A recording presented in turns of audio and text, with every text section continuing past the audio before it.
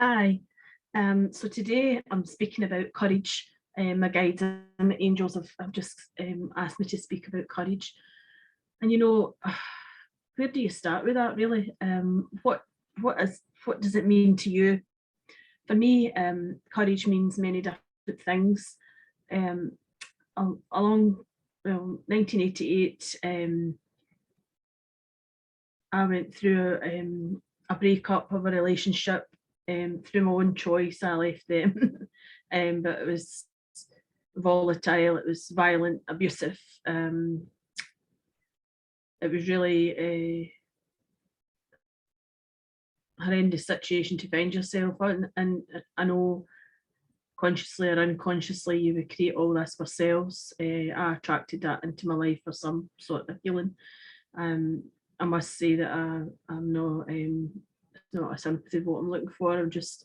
I realise now that we all create the parts in our lives that we play, and that was my part. Although I didn't understand that at the time what was going on, I must say. But at that time in my life, it took courage to leave that relationship. It was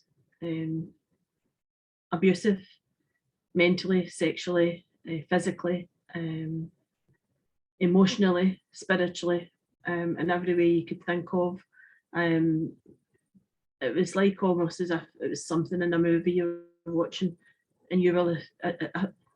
I realise now how people can go through years of trauma and abuse, which I went through, but you can be actually almost take yourself out your body and be watching what's going on. Although even then you didn't know what to do. At that point, I left my home, I left my possessions, I left my partner, and I actually left my wee dog in the house, not wanting to. It wouldn't let me leave with him. I did go back and get him. I left who I thought was my friends, which a later date I found out that there was all sorts of stuff going on behind my back, which was horrific.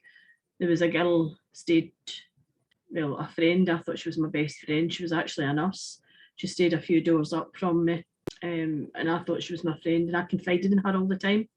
And later to find out that she'd actually bought all the stuff from my house for her house. I'm laughing, but it was. It took me a long time to actually trust other people, women in particular, and then men, because I realised, it took a lot of courage, took a lot of strength to leave that relationship, and I know. Well, I realise why people don't leave violent relationships, why it happens to men and women, by the way. I'm not just saying that this is just a man hater campaign. I've got a beautiful husband. He's kind, he's gentle, he's loving, he's the complete opposite of what I had attracted before. But I'll speak about that in another video. I'm just writing a wee few notes here to remind myself. So it was again back to say that I realise now how people stay in relationships are abusive or in any way forever, really, because it takes a lot of courage and strength to leave that relationship, to walk away, and to walk away and know that you've got nothing.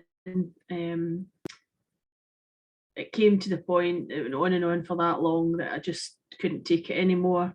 I remember one night in particular, I had been in the house, I hadn't been drinking or anything, although at that point in my life I did drink quite a lot to numb it all down, I think. And I had left the house one Saturday night after I'd been beaten, basically black and blue, swung about the place, and my tooth was through my lip.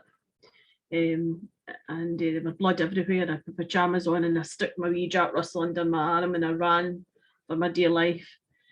Now this is 1988, and when I got there, I got to the main road. I shouted, I waved down the police, and I said, "Can you please help me? Help me! I need help. I need you to help me." And they said, "Listen, Hen, away back home. It'll be all right in the morning. Just go way back home." And I thought, that's not really what I want to hear. And I thought, do they think I had been out drinking as well? And it came to something that two people are arguing and fighting, and it just ended up volatile. I had been in my bed and get dragged out my bed. Um, I actually kind of lost faith in humanity. I suppose I lost faith in a lot of things. I just thought in that point in my life, am I going to be found dead in this house and everybody's going to believe it was a terrible accident? To this day, it took me a lot of years. My husband knows the most of what happened because I would be traumatised. I'd be sleeping and I'd be waking up screaming, and I had to tell him and bits of what had happened. Eventually, he was getting bits of the stories as the years went on. He get bits of the story, and I've healed from that now. But there's still things. Obviously, you get triggers. You watch maybe. I try not to watch violent stuff on the TV, or if other people's relationships break down, I get really upset by that. So I probably, well, not probably about it. The people that are attracted to work with me have maybe have similar experiences. I've worked with a lot of women and men that have encountered these kind of circumstances. And it actually, when you're living with somebody like that, you begin to believe the stories that they tell you. But somehow that's the stories you've been telling yourself. And that may be hard to swallow, that maybe a bitter pill to swallow, but as soon as you start to tell yourself a different story, you can create a totally different life. So I left there and I worked in a factory at the time called Jaeger Tailoring. I left there and the people at my work, I used to be called into personnel and they'd say, the girls that you work with are really concerned about you. And my face would be black and blue. And I don't know whether this is why I've had the hearing problem, because this bone here, going up to this ear, is always tremendously sore. And I used to get, it was just to seem to be this side that get the black and blue face. I'm laughing, it's nothing funny about it. And I used to say, no, it's not me. No, I don't know what you're speaking about, because I'd taken myself out of my body. I'd taken myself out of my body.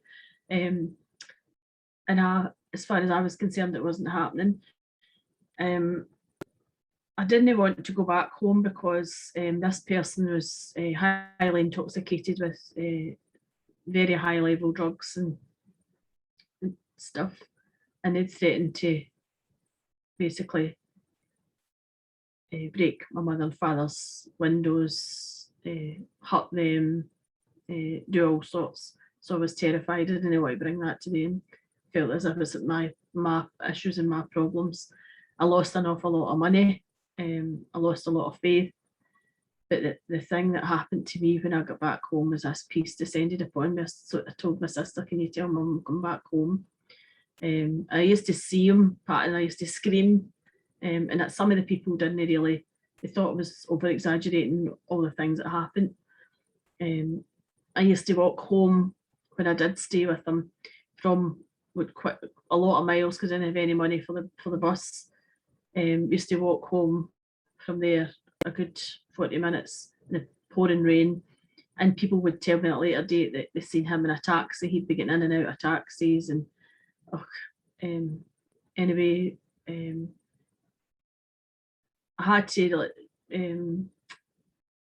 took me a long time to regain the courage and the faith, and I actually started to say to myself, you know, a lot of people say, oh, all men are the same, or all women are the same, or whatever, and I don't believe that. I believe now that that men, you attract into your life the person or the people around about you for a lesson, for a healing lesson, for I don't know, for maybe you're lacking in self-worth, or you had been all your life. Maybe it's the way you've been brought up. You maybe thought that was the right way. That's the way things were. The women just kept quiet. My relationship now is an equal partnership, an equal relationship. My husband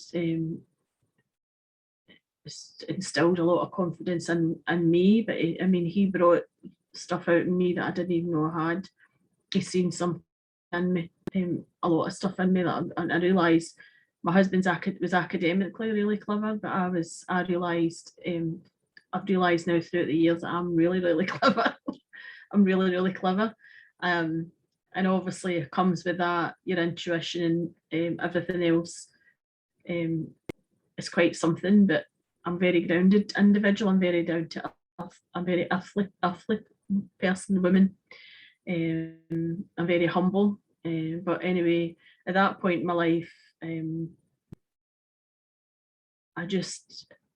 I walked away, and I didn't even realise I had the courage and strength of a lion. And no wonder the lions were with me, and I worked with them. Because I've got this tremendous inner strength, and I just knew that I had to get away from that situation, that I no longer wished this situation. And I remember when I went back home, and many years down the line, and my mum would say to me, well, I don't know what you're going to do now. Well, it wouldn't be many years, because my mum died in the 1992.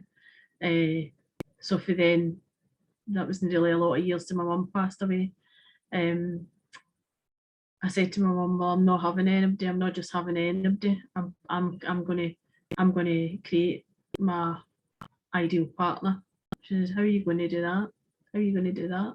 Anyway, that'll be the next. That's going to be the next video, I think. Oh, keep watching. Bye bye. Hope that made sense.